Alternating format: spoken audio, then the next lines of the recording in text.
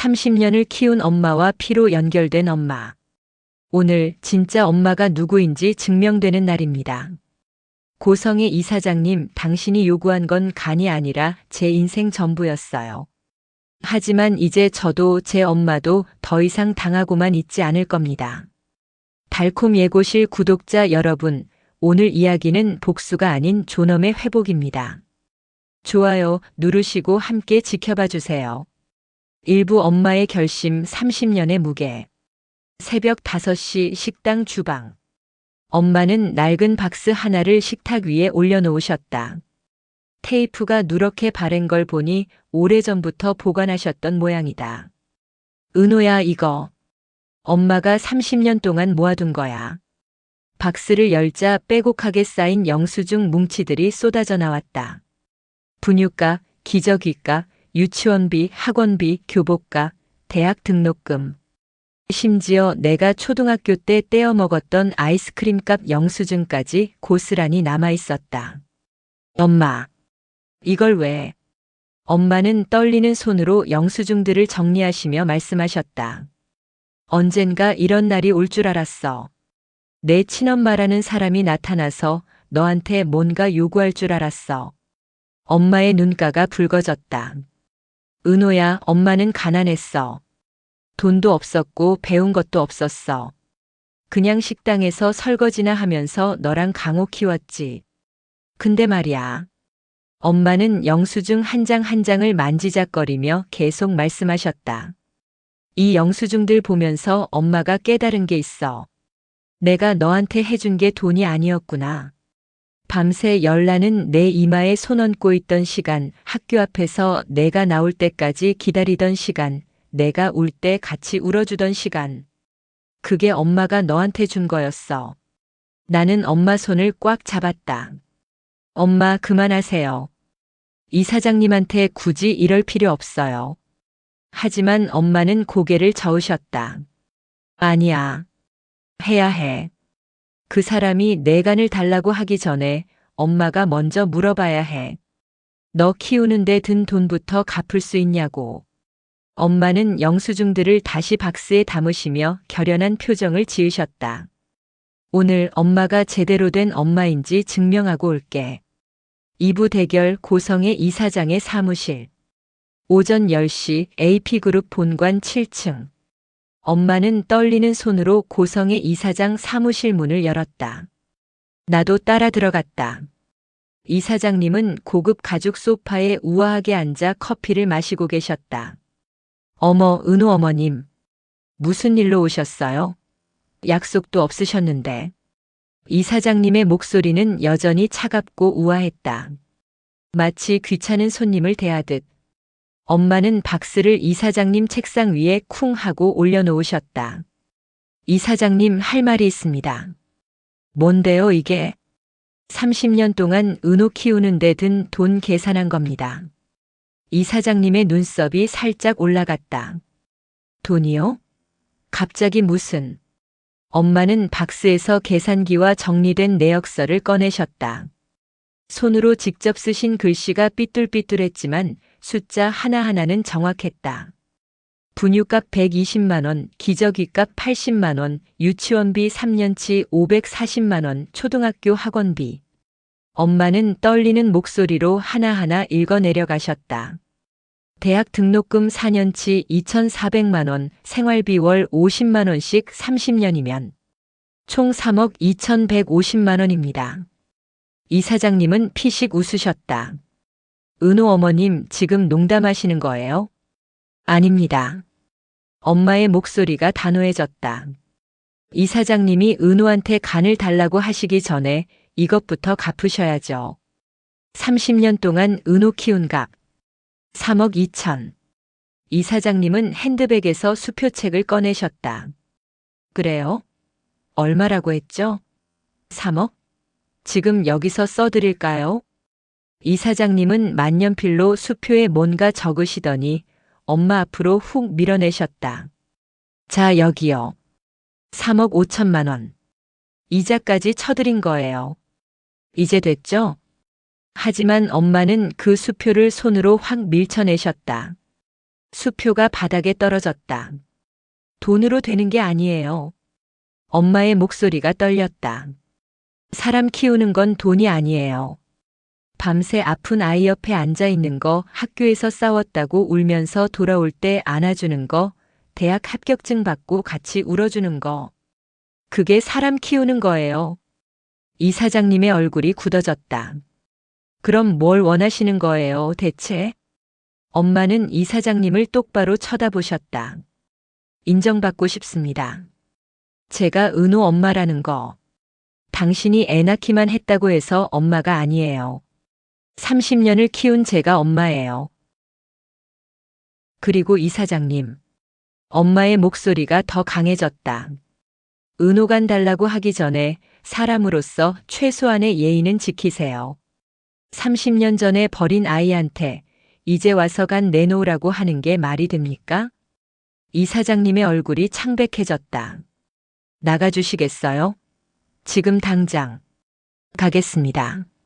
하지만 이 사장님 명심하세요. 은호는 이 사장님 딸이기 전에 제 딸입니다. 엄마는 떨어진 수표를 밟고 지나가셨다. 나도 엄마를 따라 사무실을 나왔다. 3부 여진 엄마와 나. 빌딩 밖 벤치. 엄마는 벤치에 주저앉으셔서 한참을 숨을 고르셨다. 손이 떨리고 계셨다. 엄마 괜찮으세요? 응. 괜찮아. 그냥 긴장했나 봐. 나는 엄마 옆에 앉아 엄마 손을 잡았다. 차가웠다. 엄마 고생 많으셨어요. 30년 동안. 정말 고생 많으셨어요. 엄마는 내 손을 꽉 쥐시며 눈물을 흘리셨다. 은호야, 엄마가 미안해. 내가 이렇게 힘든 일 겪는데 엄마가 지켜주지 못해서. 아니에요, 엄마. 엄마는 이미 충분히 지켜주셨어요. 30년 동안 매일매일. 우리는 한참을 그렇게 앉아 있었다. 지나가는 사람들이 쳐다봤지만 상관없었다. 오늘은 엄마가 내 진짜 엄마가 누구인지 증명하는 날이니까. 사부 증거 확보 30년 전의 진실. 같은 시각 서울 강동구 한 빌라. 박성재 본부장과 지역 선배는 30년 전 은평구 소재 산부인과에서 근무했던 간호사를 찾아냈다. 현재 62살의 박미선 씨. 지금은 은퇴해서 손자를 돌보며 살고 계셨다. 박미선 선생님이십니까? 네, 그런데 두 분은? 성재 본부장이 명함을 내밀었다. AP그룹 박성재입니다. 급한 일이 있어서 찾아뵙습니다. 1995년 8월 은평구 산부인과에서 근무하셨죠? 박미선 씨의 얼굴이 순간 굳어졌다. 그때 일을 어떻게 쌍둥이 DNA 검사 결과를 조작하신 거 기억하십니까? 박미선 씨는 한참을 말없이 서 있더니 결국 고개를 끄덕였다. 들어오세요. 말씀드릴게요. 거실에 앉은 박미선 씨는 떨리는 손으로 물을 한 모금 마셨다.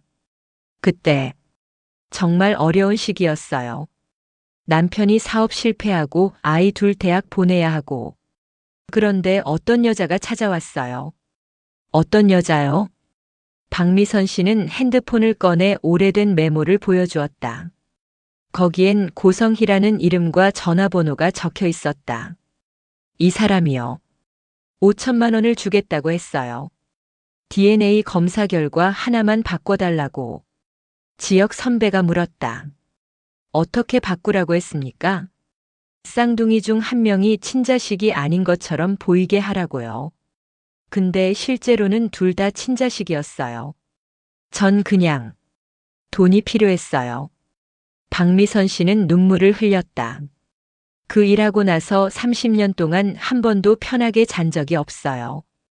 그 아이가 어떻게 됐을까? 혹시 버려진 건 아닐까? 밤마다 꿈에 나왔어요. 성재 본부장이 내 사진을 보여드렸다. 이 사람이 그때 그 쌍둥이 중 한 명입니다. 박미선 씨는 사진을 보더니 와락 울음을 터뜨렸다. 이 아이가 그때. 미안해요. 정말 미안해요. 지역 선배가 조용히 물었다. 법정에서 증언하실 수 있으십니까? 박미선 씨는 눈물을 닦으며 고개를 끄덕였다. 네, 해야죠. 이제라도 속죄하고 싶어요.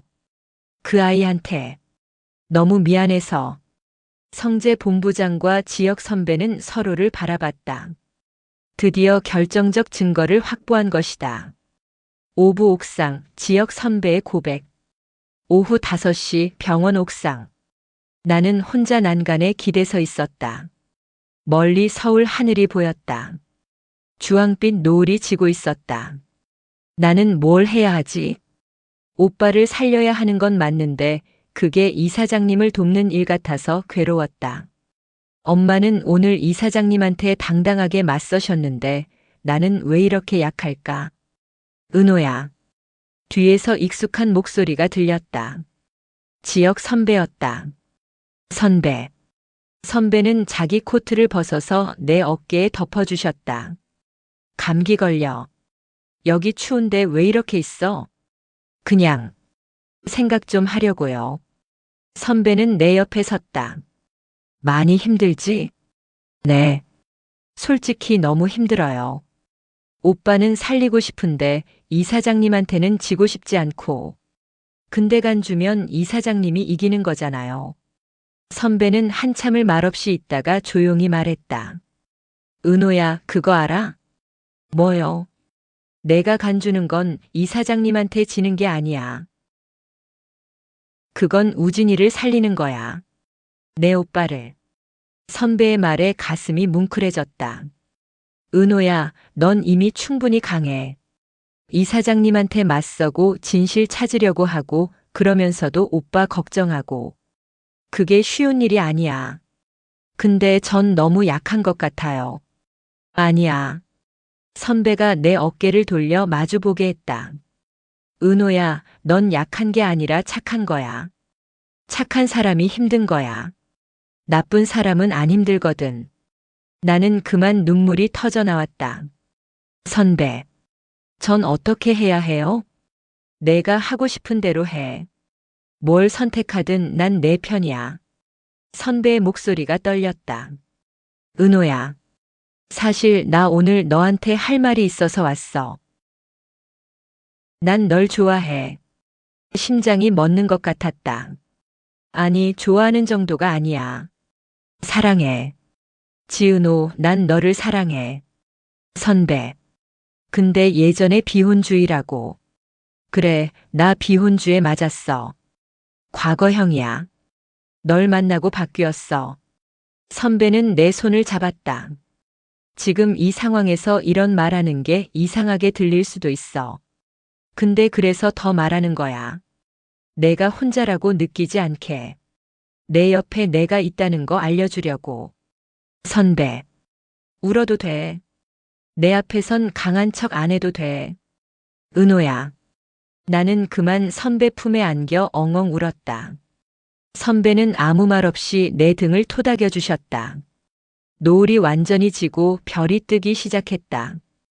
육부 박영나의 선택, 수첩 속의 비밀. 밤 9시 고성의 이사장 자택. 영나는 엄마가 외출한 틈을 타 서재에 들어왔다. 뭔가 찾고 싶은 게 있었다. 은호 언니에 대한 진실. 책장 뒤편 오래된 수첩 하나가 눈에 띄었다. 가죽 표지가 낡아서 언제 산 건지 알 수 없었다. 영나는 수첩을 펼쳤다. 1995년 8월 15일. 쌍둥이 출산. 하지만 둘 다 키울 순 없다. 약한 아이는 짐이 될 뿐. 한 명은 포기. 영나의 손이 떨렸다. 8월 20일. 병원에 한 명 남기고 나옴. 아무도 모르게. 이 아이는 없던 아이.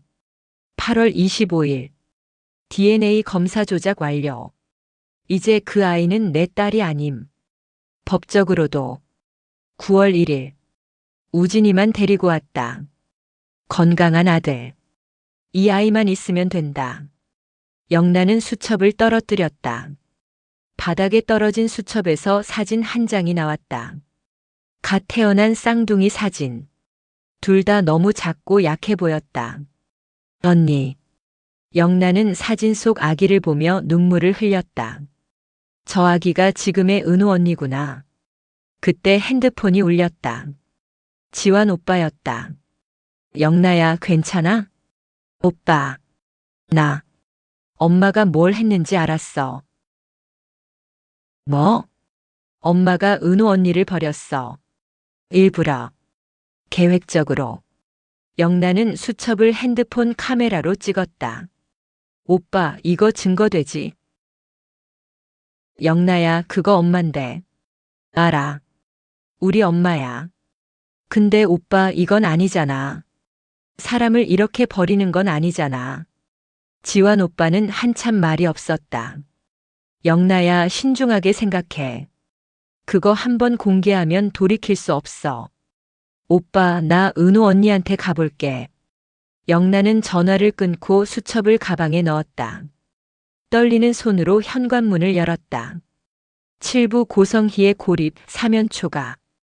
밤 10시 고성의 자택. 고성희는 혼자 거실 소파에 앉아 있었다. 오늘 하루 종일 일이 꼬였다. 정순이가 사무실에 쳐들어와 망신을 줬고 남편 박진석은 전화도 받지 않았다. 우진이는 병실에서 나오지 않고 영나는 어디 갔는지 연락도 없었다. 고성희는 핸드폰을 들어 남편에게 전화를 걸었다. 5번째 시도.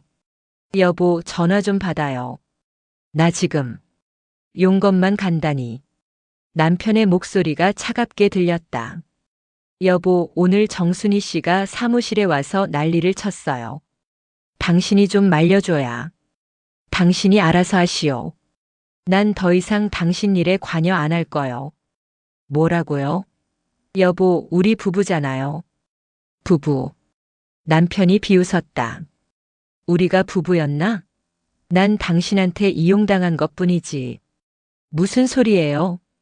고성희 씨, 난 변호사랑 얘기 중이요. 끊겠어. 뚝. 전화가 끊겼다.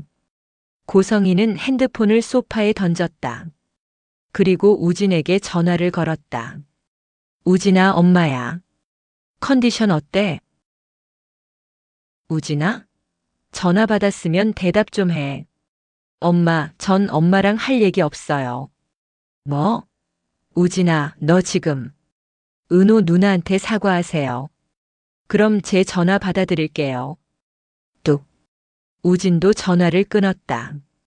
고성희는 이번엔 영나에게 전화를 걸었다. 영나는 받지 않았다. 1번, 2번, 3번. 10번을 걸어도 받지 않았다. 다들 왜 이래? 고성희는 거울 속 자신을 봤다. 완벽하게 화장한 얼굴, 고급 드레스, 다이아몬드 목걸이. 하지만 그 눈빛은 너무 외로워 보였다. 내가 뭘 잘못한 거지? 고성희는 혼잣말을 했다. 아무도 대답해주지 않았다. 8부 소환장 법정으로. 다음 날 아침 고성의 자택. 초인종이 울렸다. 고성희는 잠옷 차림으로 문을 열었다. 누구세요? 법원 집행관입니다. 고성희 씨 맞으십니까? 네, 그런데. 소환장 전달합니다. 집행관은 서류 봉투를 건넸다. 고성희는 떨리는 손으로 봉투를 뜯었다. 피고인 고성희. 사문서 위조 및 아동유기 혐의로 2024년 12월 20일 오전 10시 서울중앙지방법원 제3법정에 출석할 것. 고성희의 얼굴이 창백해졌다. 이게 무슨... 서명 부탁드립니다. 고성희는 멍하니 서명을 했다. 집행관이 떠난 후 고성희는 바닥에 주저앉았다. 법정. 나를 법정에. 그때 또 초인종이 울렸다. 이번엔 기자들이었다. 고성희 이사장님, AP그룹 며느리가 친딸을 유기했다는 의혹에 대해 한 말씀 해주시죠. 30년 전 쌍둥이 중 한 명을 버리고 DNA 검사까지 조작했다는데 사실입니까? 깐 이식이 목적이었습니까? 고성희는 커튼을 확 닫았다. 하지만 기자들의 목소리는 계속 들려왔다. 같은 시각 병원 로비. 나는 기자들 앞에 섰다. 카메라 플래시가 터졌다. 지은호 씨, 고성의 이사장을 고소하신 이유가 뭡니까? 나는 마이크를 보며 또박또박 말했다. 전 제 권리를 찾으러 왔습니다. 권리요? 네. 30년 전에 버려진 딸로서, 인간으로서 가져야 할 최소한의 권리요. 존엄성이요. 간 이식은 하실 겁니까? 그건 제가 결정할 문제입니다. 강요받을 문제가 아니고요. 고성의 이사장에게 하고 싶은 말이 있습니까? 나는 카메라를 똑바로 봤다. 이사장님, 법정에서 뵙겠습니다. 그곳에서 누가 진짜 피해자인지, 누가 진짜 가해자인지 밝혀질 겁니다. 기자들이 웅성거렸다. 뒤에서 엄마가 내 손을 잡아주셨다. 지역 선배도 성재 본부장님도 우진 오빠도 영나도 내 뒤에 서 있었다. 우리는 함께 법원 계단을 올라갔다. 이제 시작이다. 법원 계단 위에서 나는 뒤를 돌아봤다. 엄마는 30년 동안 모아둔 영수증 박스를 꼭 안고 계셨다. 그 박스가 오늘따라 유난히 무거워 보였다.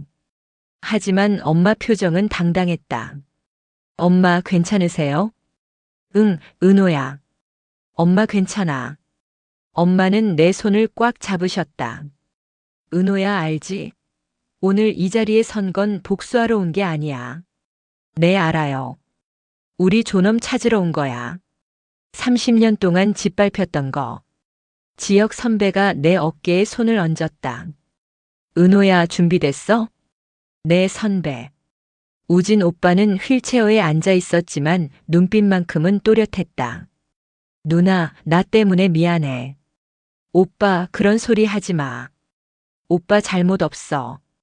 영나도 내 손을 잡았다. 언니, 나도 증언할게. 엄마가 뭘 했는지 전부 말할게. 영나야. 괜찮겠어? 내 엄마인데. 언니가 내 진짜 가족이야. 피보다 진심이 더 중요해. 우리는 함께 법정 문 앞에 섰다. 문이 열리고 판사님이 앉아 계셨다. 저편에는 고성의 이사장이 변호사 3명과 함께 앉아 있었다. 우리 눈이 마주쳤다. 이사장님 눈빛은 여전히 차가웠지만 어딘가 흔들리고 있었다. 혼자라는 게 이렇게 무서운 거구나. 판사님이 말씀하셨다. 그럼 시작하겠습니다. 먼저 원고 측 증인 정순희 씨 증인석으로 나와 주십시오. 엄마는 천천히 증인석으로 걸어가셨다. 그 뒷모습이 오늘따라 정말 크게 보였다. 30년 동안 나를 키워주신 분. 오늘 그분이 법정에서 증명하실 거다. 엄마가 뭔지, 가족이 뭔지. 나는 엄마를 바라보며 생각했다. 엄마, 제가 지켜드릴게요. 이번엔 제가. 여러분, 진짜 가족은 피가 아니라 시간이 만드는 걸까요? 아니면 사랑이 만드는 걸까요? 고성의 이사장은 법정에서 어떤 변명을 할까요? 그리고 은호는 결국 간 이식을 할까요? 다음 회가 정말 궁금하지 않으세요? 달콤 예고실이 40화도 준비하고 있으니 구독과 좋아요, 알림 설정 꼭 부탁드려요. 댓글로 여러분 생각도 들려주세요. 감사합니다.